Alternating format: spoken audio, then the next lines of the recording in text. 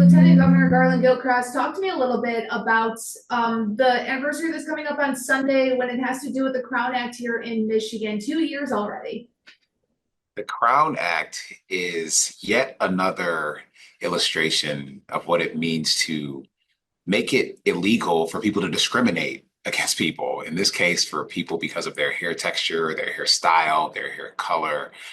In Michigan, before we enacted the Crown Act, people could get fired from their job or passed over for promotions or even kicked out of where they live, like an apartment, passed up on educational opportunities just because of how their hair looked. That's wrong. That's discrimination. That holds people down and holds people back.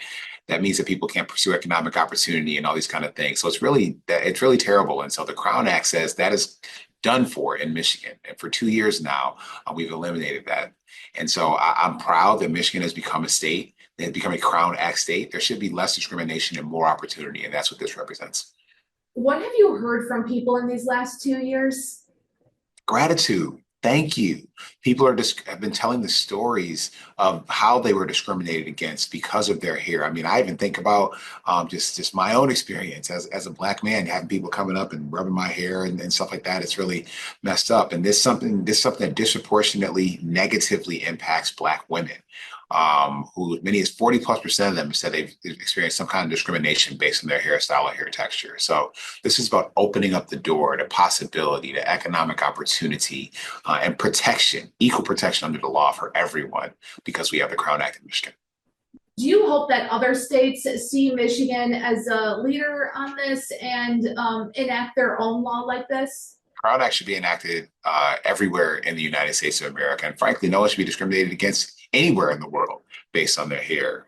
And so I hope that others will follow suit. Is there anything else that you want to add about the Crown Act?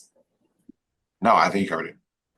I want to talk to you a little bit about the protests that are happening on Saturday, the planned protests, the No Kings protests. What's your message to the people out there? Well, first and foremost, the way that we've seen this president, sick the United States military, like Marines on Americans, to commandeer the National Guard from their commander in chief, who would be a governor in California, is really disgusting. These folks took an oath to protect and promote and defend the Constitution. And not to trample on people's rights. It's really bad.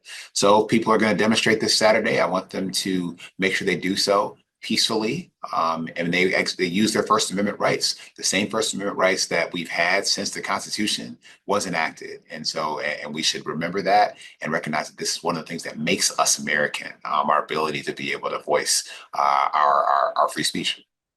How important is that free speech and the ability to go out there and protest? It is absolutely critical. And when we are seeing a president who is so scared of the American people that he's scared of their voices, that tells you this is a person who, frankly, is not up to the job. And can we talk a little bit about the open Senate seat in the Bay region right now? Sure. Many people up there are calling for a special election. Where do you stand on that? No, I understand. I understand that, and so certainly we'll make sure to let folks know when the governor will call that election as soon as we're able to. How soon could we expect that? I'll let you know as soon as we're able to. That's what I can say.